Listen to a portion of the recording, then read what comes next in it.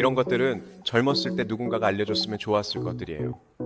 제가 어른들 그룹에 있었을 때 우리는 이 질문에 대해 깊이 생각해 봤습니다. 그리고 어른들은 모두 이 질문에 대한 답을 가지고 있습니다. 젊었을 때 이걸 알았다면 좋았을 거라고. 그러니 당신이 젊은이라면 귀담아 들으십시오. 그냥 흘려보내지 마세요. 이것은 여러분이 싱글로서 내리는 인생의 가장 중요한 결정이 될 겁니다. 그렇죠? 누구와 결혼할 것인지 말이에요. 구원받는 것 누가 구원해 줄지, 누구를 믿고 예배할지 외에, 네, 물론 그게 가장 중요하지만 여러분이 거듭난 그리스도인이라는 가정하에 그건 해결되었으니 인생에서 내려야 할 가장 중요한 결정은 어른 중 누구도 이견이 없을 텐데 바로 누구와 결혼할지, 누구와 평생을 함께 할지입니다. 아멘? 좋습니다. 그러니 꼭 집중해서 들으세요. 이건 우리가 젊었을 때 알았으면 좋았을 것들입니다.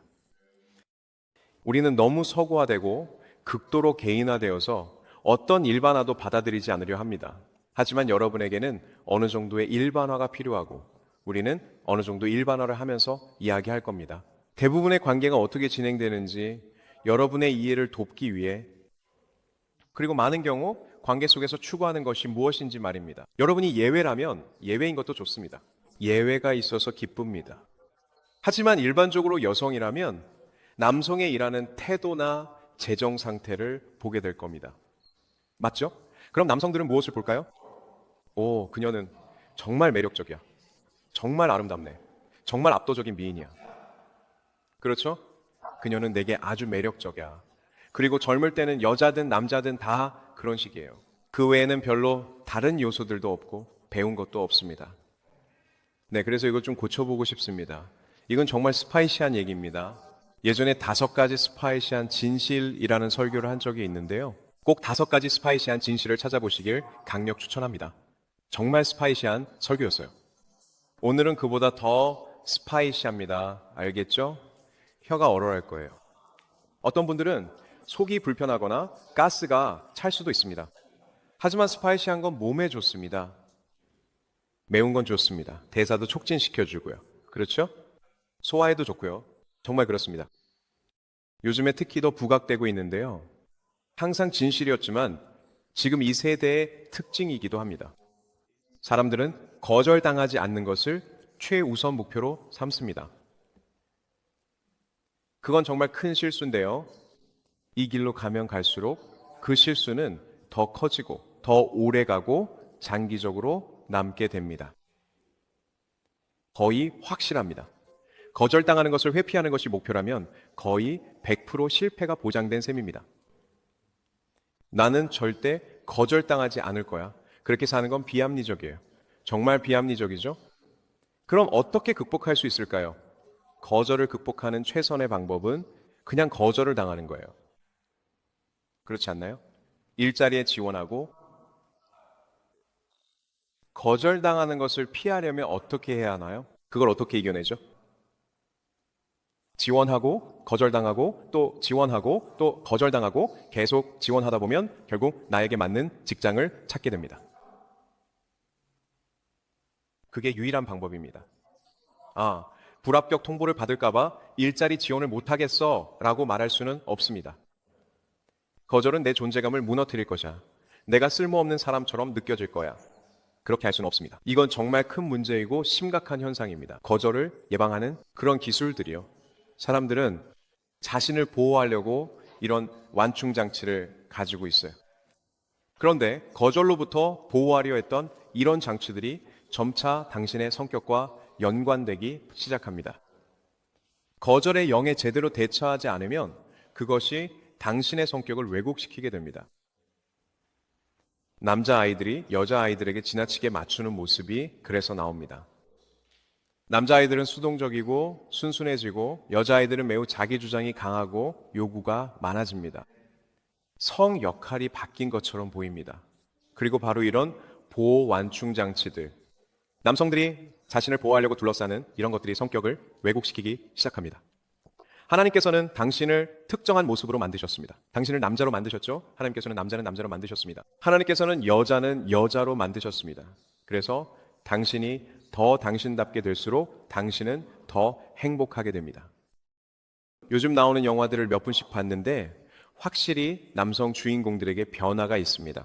뭔가 정말로 달라졌습니다. 그리고 영화 평론에서는 남성성의 묘사가 무섭게 변했다고 합니다. 여전히 모든 것을 극복하고 어떤 테러리스트나 범죄자도 때려눕힐 수 있는 남성의 판타지는 남아 있습니다.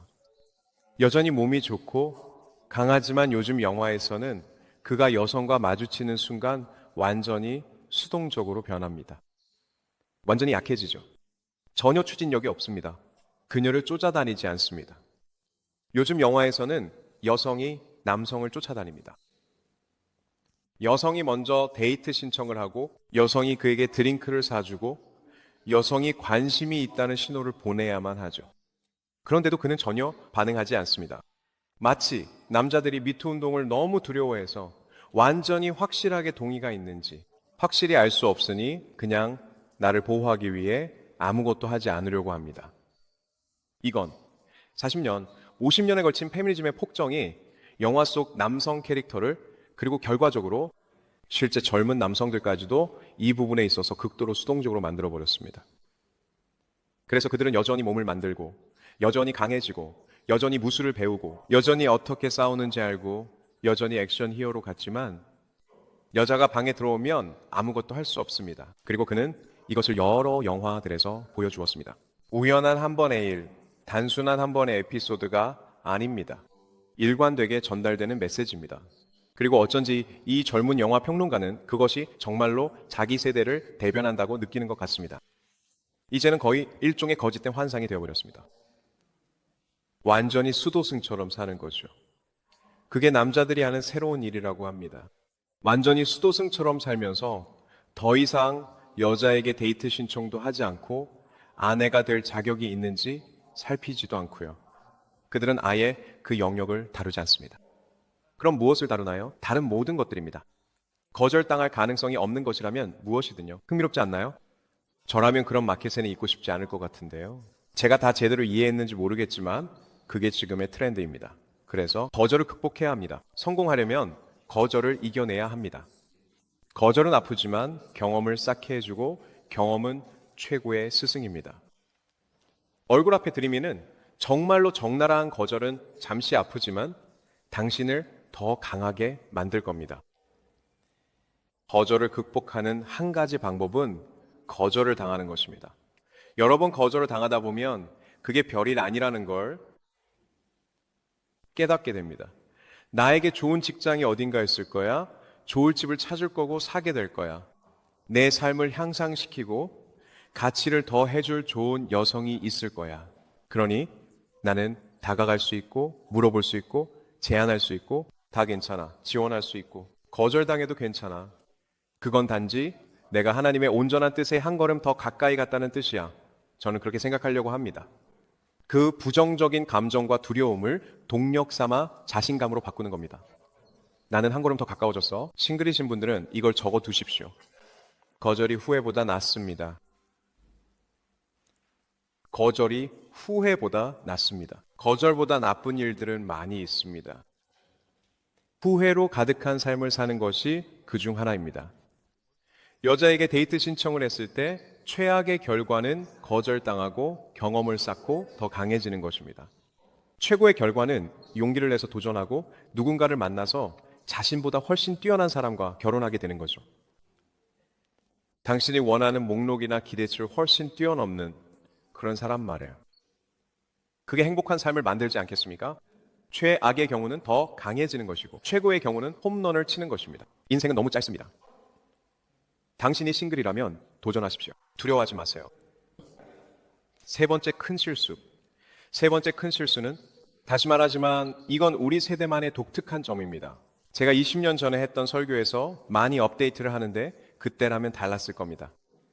시대가 변하고 있습니다. 그래서 설교도 다르게 합니다. 세 번째로 큰 실수는 저는 이걸 1번으로 두지 않았고 2번으로도 두지 않았어요. 저는 정말로 거절에 대한 두려움을 극복해야 한다고 생각해요. 여성에 대한 환상과 이상화 그리고 여성을 숭배하는 문화를 다뤄야 합니다. 그게 1번이고 현실적이 되는 거예요. 2번은 자기 자신을 다뤄야 하고요. 셋째는 또 다른 중요한 문제인데 오늘날 싱글 남성들이 저지르는 세 번째로 큰 실수는 포르노에 의존하는 것입니다. 거절에 대한 두려움 때문에 생긴 큰 실수입니다. 남성들은 환상으로 빠져들죠.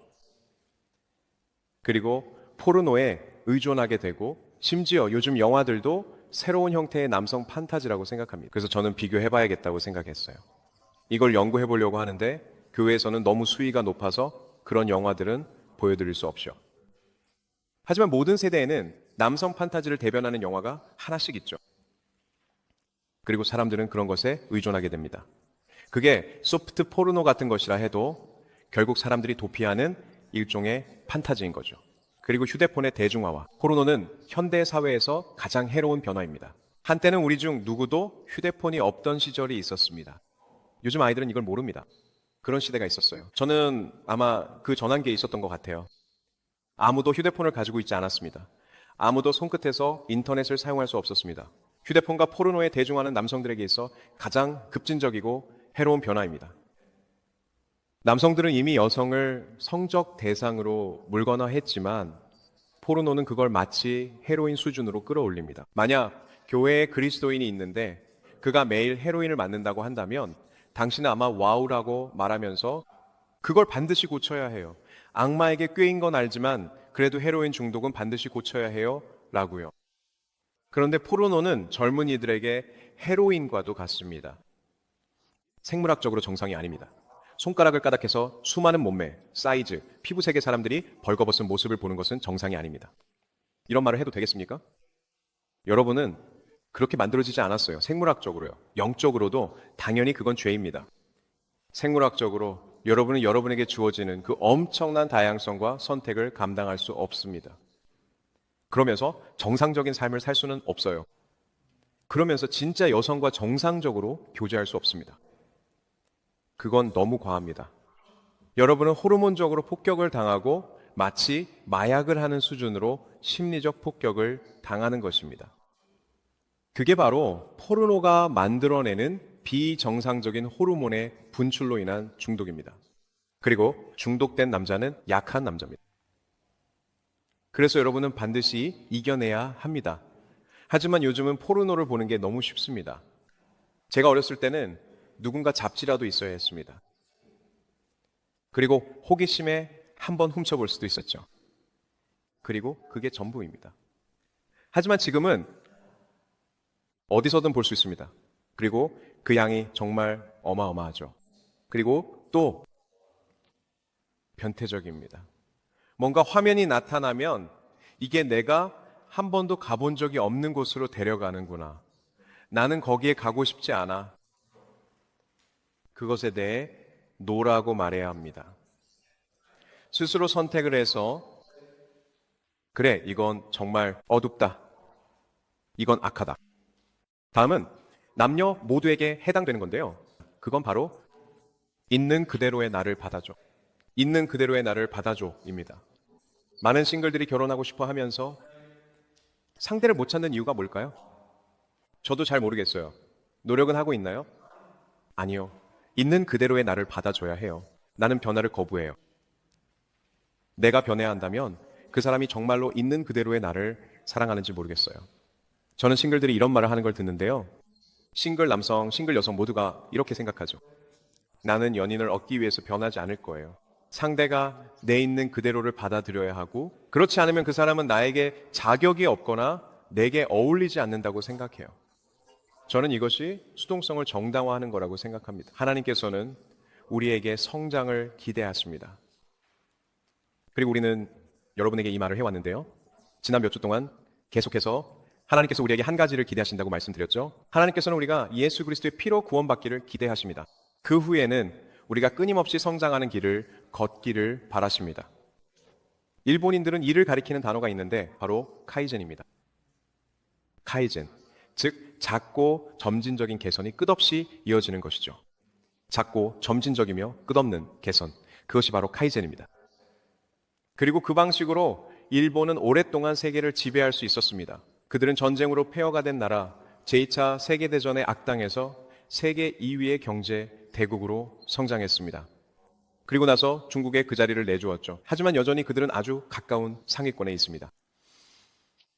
그래서 하나님께서는 우리가 성장하기를 기대하십니다. 성장하지 않는 것은 모두 죽은 것으로 간주됩니다. 성장하지 않는 나무는 죽은 나무입니다. 그래서 저는 하나님께서 종종 사람들에게 이렇게 말씀하시는 이유가 그 때문이라고 생각해요. 너는 90년, 100년을 살았으니 그 정도면 충분하다. 왜냐하면 네가 성장을 멈췄기 때문이다. 그리고 사람들은 너무 일찍 성장을 멈추고 싶어 해요. 부모로서 그런 걸 느껴본 적 있나요? 아이들에게 공부하라고 하면 공부하기 싫어요. 아이들이 그런 말 하는 거 들어본 적 있나요? 이거 하기 싫어요. 그들이 무슨 말을 하는 걸까요? 나는 성장하고 싶지 않아요. 베드로후서 3장 18절에 오직 우리 주 곧 구주 예수 그리스도의 은혜와 그를 아는 지식에서 자라가라. 영광이 이제와 영원한 날까지 그에게 있을지어다. 아멘. 저와 함께 말해보세요.